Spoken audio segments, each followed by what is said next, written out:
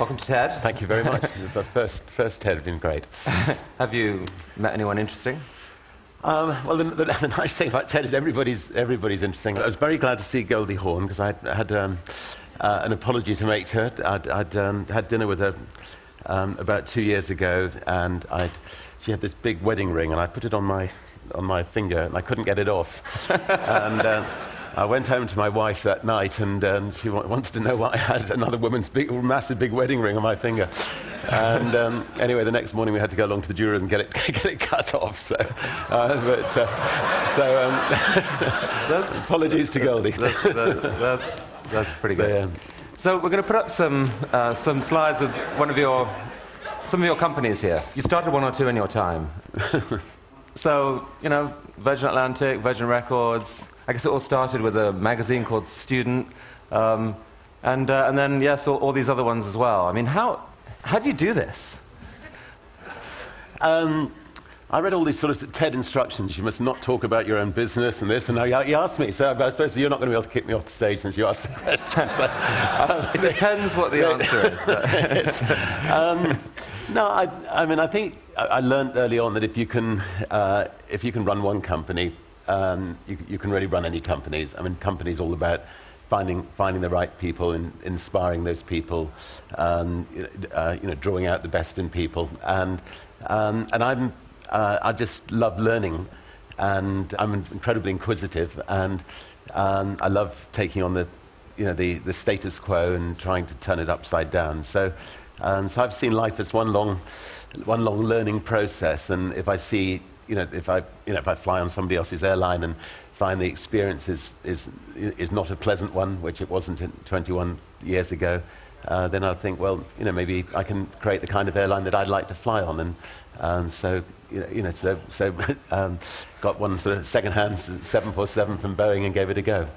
Well, that was a bizarre thing because you made this move that a lot of people advised you was crazy, and in fact, in a way, it almost took down your empire at one point. I had a conversation with one of the investment bankers who, at the time when you basically sold your Virgin Records and invested heavily in Virgin Atlantic, and his view was that you were trading, the world's 4th biggest record company for the 25th biggest airline, and that you were out of your mind.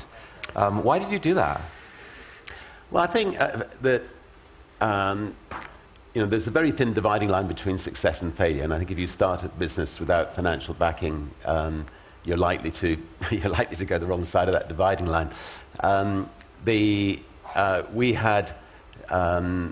were being attacked by British Airways. They were trying to put our airline out of business, and they launched what's become known as the Dirty Tricks campaign. And I realised that the whole empire was likely to come crashing down unless I chipped in a chip. And in order to protect the jobs of the people who work for the airline and protect the jobs of the people who work for the record company, I had to sell the family jewelry to protect the airline. And post Napster, you're looking like a bit of a genius actually for that as well. Yeah, as it turns out, it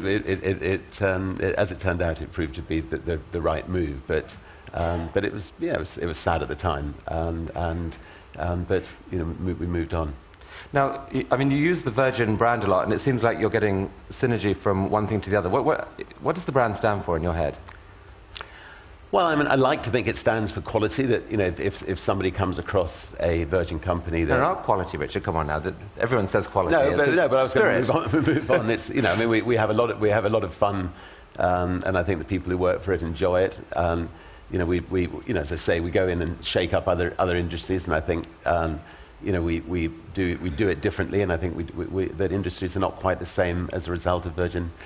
I mean, there are a few launches you've done where the brand maybe hasn't worked quite as well. I mean, Virgin Brides. What happened there? We couldn't find any customers.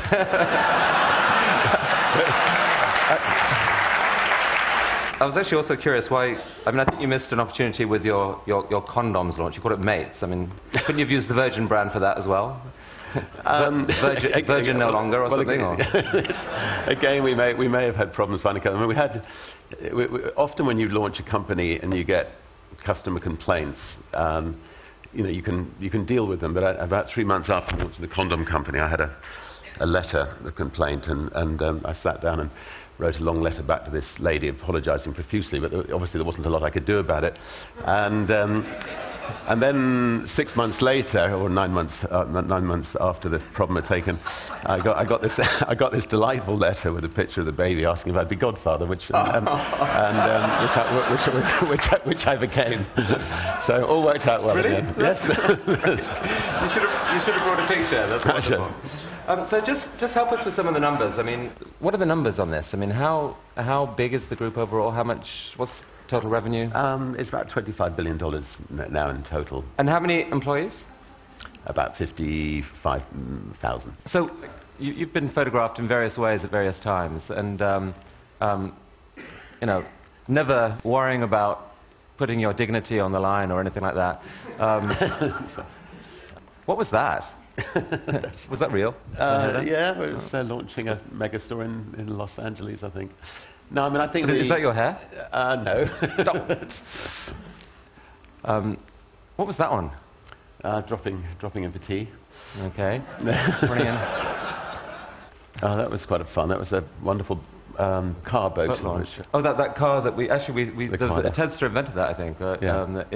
Could you still pause on that one, actually, for a minute? It's a tough job, isn't it? I mean, it is a tough job. You know, when I first came to America, I used to try this with employees as well, and they have these different rules over here. It's very strange. I have the lawyers say you mustn't do things like that. But I mean, speaking of which, tell us about Pammy. We launched. Mistakenly thought we could take on Coca-Cola, and we launched a cola bottle called the Pammy, and it was shaped a bit like Pamela Anderson. But the trouble is, it kept on tipping over. But designed by Philippe Starck, perhaps? Of course. So we'll just run a couple more pictures here. Virgin Bride, very nice. Okay, so stop there. This was you had some award, I think. That was 25 years earlier, we'd launched the Sex Pistols, God Save the Queen, and I'd certainly never expected that 25 years later that she would actually knight us, but somehow she must have had a forgetful memory, I think. Well, God saved her, and you got your just reward, and that's... I mean, do you like to be called Sir Richard, or how... Nobody's ever called me Sir Richard. Occasionally in America, I hear people saying Sir Richard and think there's some Shakespearean play taking place, but nowhere else anyway. Okay. So I mean, can you use your knighthood for anything, or is it's just? No. I suppose if you're having problems getting a booking at a restaurant or something, it might be worth using it. No, it's not Richard Branson; it's Sir Richard Branson. I'll get the secretary to use it. Okay, so let's look at the space thing. I think we've got a video that shows what you're up to, and Virgin Galactic you're pointing at. Yeah?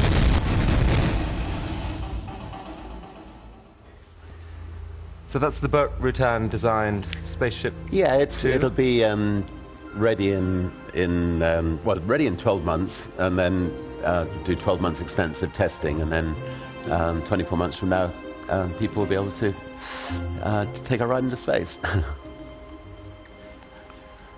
Now, this interior is Philippe Starck designed. Philippe has done quite a bit of it, the logos, and he's building the space station in New Mexico, and basically he's just taken an eye, and the space station will be one giant eye. So when you're in space, you ought to be able to see this massive eye looking up at you, and when you land, you'll be able to go back into this giant eye. But he's an absolute genius when it comes to design. But you didn't have him design the engine. Philippe is quite erratic, so I think he wouldn't be the best person to design the engine. No. He gave a wonderful talk here. Yeah, no, 2 days ago. Well, some people found it wonderful. Some people found it completely bizarre. But I personally found it wonderful. He's a wonderful enthusiast, which is why I love him. But so, you've always had this exploration bug in you. Have you ever regretted that? Many times. I mean, I think with the sort of ballooning and boating expeditions we've done in the past, I got pulled out of the sea, I think 6 times by helicopters. So, and each time I didn't expect to come home to tell the tale. So, so in those moments, you certainly wonder what you're doing up there. Or what was the closest you got to? I mean, when did you think this is it? I might be on my way out.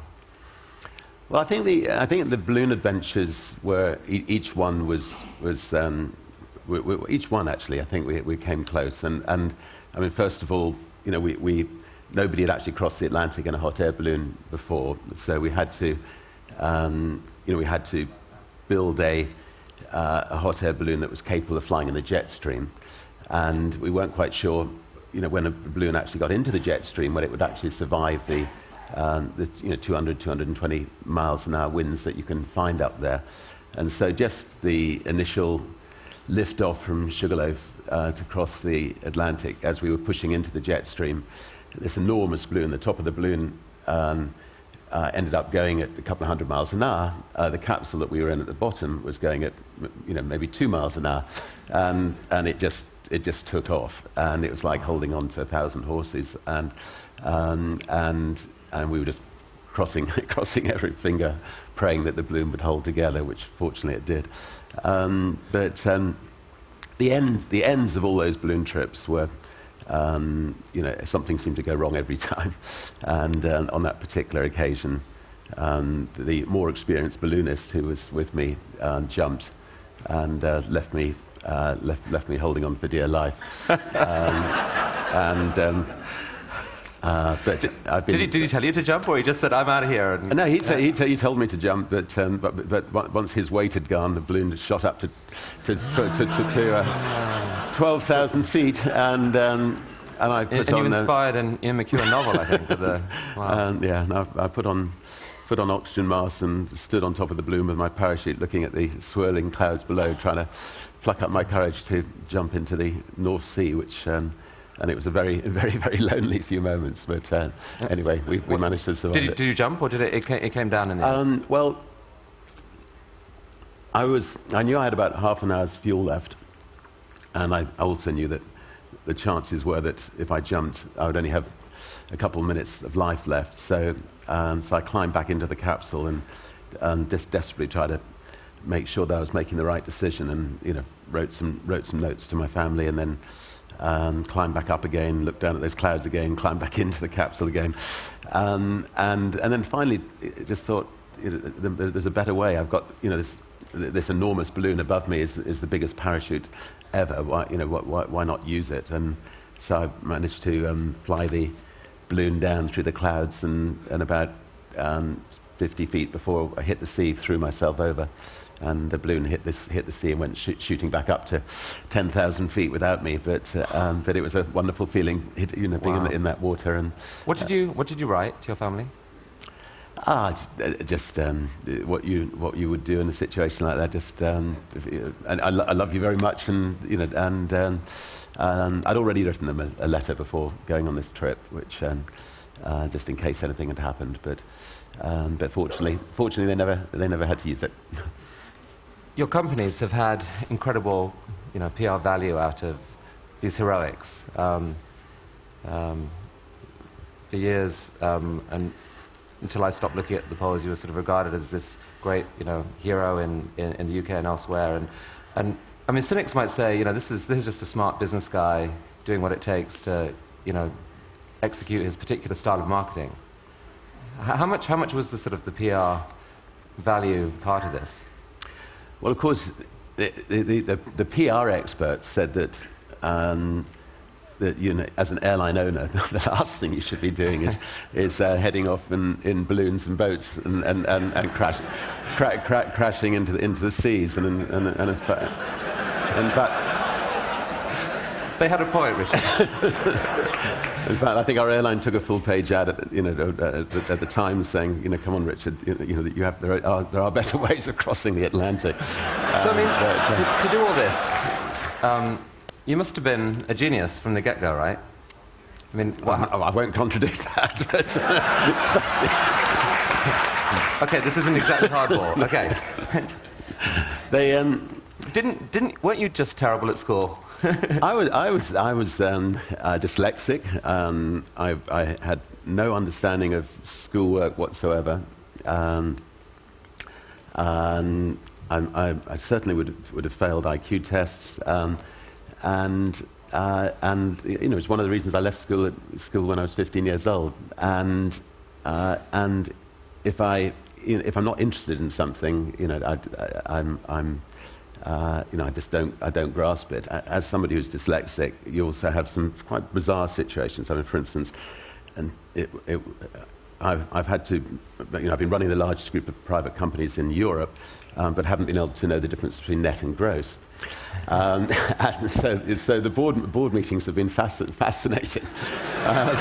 And so, is that good news or bad news? And generally people would say, oh, well, that's bad news. but just to clarify, the $25 billion is gross, right? That's gross. Well, I hope it's net, actually, having done it. I've got it right. No, trust me, it's gross. No, when so when I turned 50, somebody took me outside the boardroom and said, "Look, Richard, here's let me draw on a diagram. Here's a net in the sea, and the fish have been pulled from the sea into this net, and that's the profits you've got left over in this little net, and everything else is I finally worked it all out." So.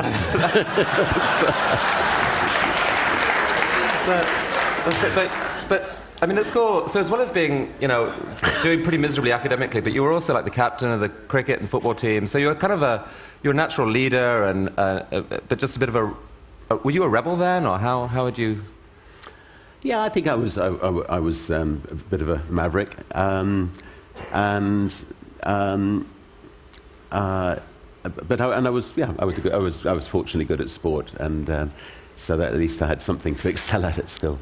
And some bizarre things happened just earlier in your life. I mean, there's a story about your mother allegedly dumping you in a field at aged 4 and saying, "Okay, walk home." And what did this really happen? I mean, she was, she felt that we needed to stand on our own 2 feet from an early age. So she did things to us which now she'd be arrested for.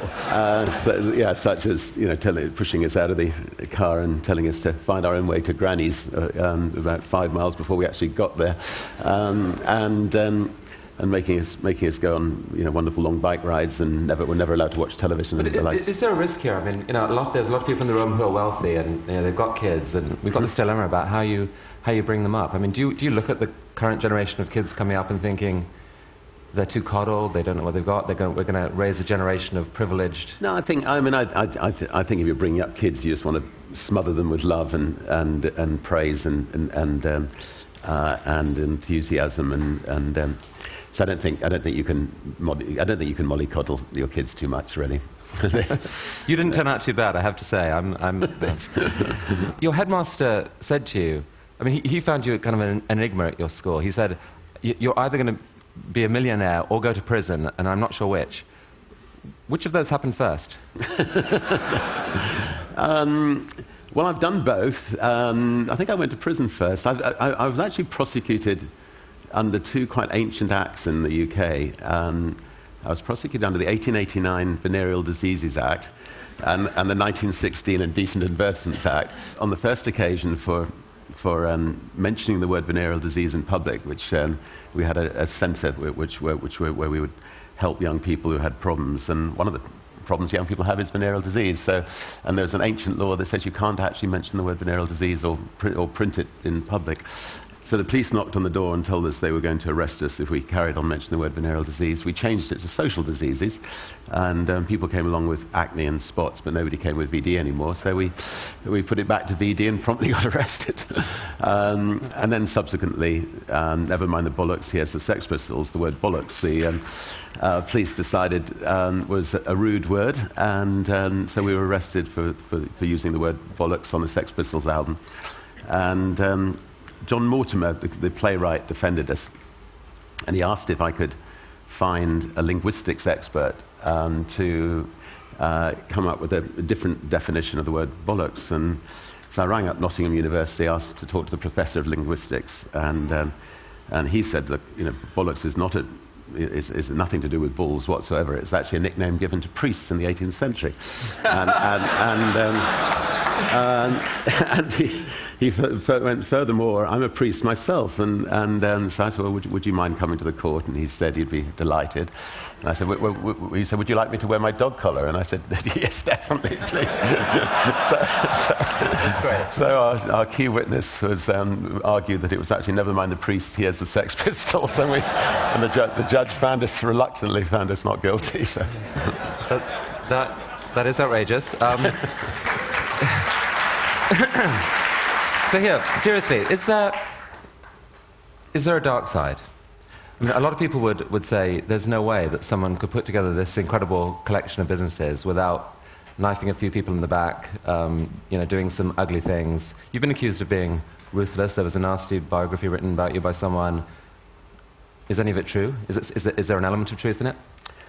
I don't actually think that the stereotype of a business person treading all over people to get to the top, generally speaking, works. I think if you treat people well, people will come back and come back for more. And I think all you have in life is your reputation, and it's a very small world. And I actually think that the best way of becoming a successful business leader is dealing with people, fairly and well, and like to think that's how we run Virgin.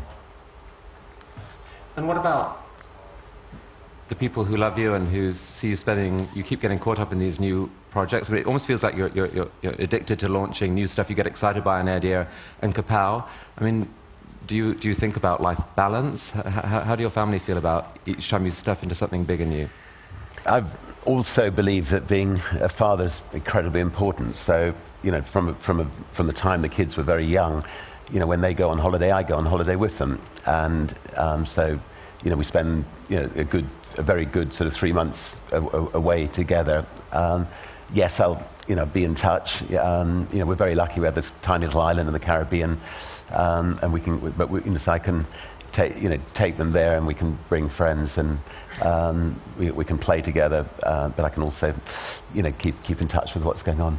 You started talking in recent years about this term capitalist philanthropy. What is that? Capitalism has been proven to be a system that works. The alternative, communism, has not worked. But the problem with capitalism is extreme wealth ends up in the hands of a few people, and therefore extreme responsibility, I think, goes with that wealth. And I think it's important that the individuals who are in that fortunate position do not end up competing for bigger and bigger boats and bigger cars, but you use that money to either create new jobs or to tackle issues around the world. And what are the issues that you worry about most, care most about, want to turn your resources toward? Well, there's a lot of issues. Global warming certainly is a massive threat to mankind, and we are putting a lot of time and energy into trying to come up with alternative fuels, and B, we just launched this prize, which is which is really a prize in case in case we don't get an answer in alternative fuels, in case we don't actually manage to get the carbon emissions cut down quickly, and in case we go through the tipping point. We need to try to encourage people to come up with a way of extracting carbon out of the Earth's atmosphere, and we just there weren't really people working on that before, so we wanted people to try to all the best brains in the world to start thinking about that, and also to try to extract the methane out of the Earth's atmosphere as well. And actually, we've had about 15,000 people fill in the forms saying they want to give it a go, and so we only need one, so we're hopeful. And you're also working in Africa on a couple of projects? Yes, we're setting up something called the War Room, which is maybe the wrong word. We're trying to, maybe it would change it, but anyway, it's a war room to try to coordinate all the attack that's going on in Africa, all the different social problems in Africa, and try to look at look at best practices. So, for instance, there's a doctor in Africa that's found that if you give a mother antiretroviral drugs at 24 weeks when she's pregnant, that the baby will not have HIV when it's born. And so, disseminating that information to around the rest of Africa is important. And the war room sounds powerful and dramatic. And is there a risk that the business heroes of the West get so excited about? I mean, they're used to having an idea, getting stuff done, and they believe profoundly in their ability to make a difference in the world. Is there a risk that we go to places like Africa and say, we've got to fix this problem, we can do it, I've got all these billions of dollars, here's the big idea, and kind of take a much more complex situation and actually end up making a mess of it? Do you worry about that? Well, first of all, I mean, on this particular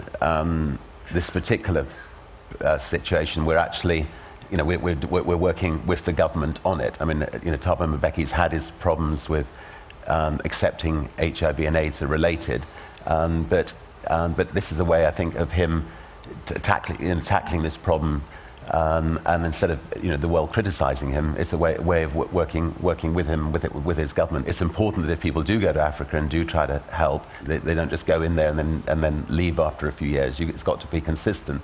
But I think business leaders can bring their entrepreneurial know-how and help governments approach things slightly differently. I mean, for instance, we're setting up clinics in Africa where we're going to be giving free antiretroviral drugs, free TB treatment, and free malaria treatment. But we're also trying to make them self-sustaining clinics so that people pay for some other aspects. I mean, a lot of cynics say about someone like yourself or Bill Gates or whatever that this is really it's almost driven by some sort of desire, again, for the right image, for guilt avoidance, and not like a real philanthropic instinct.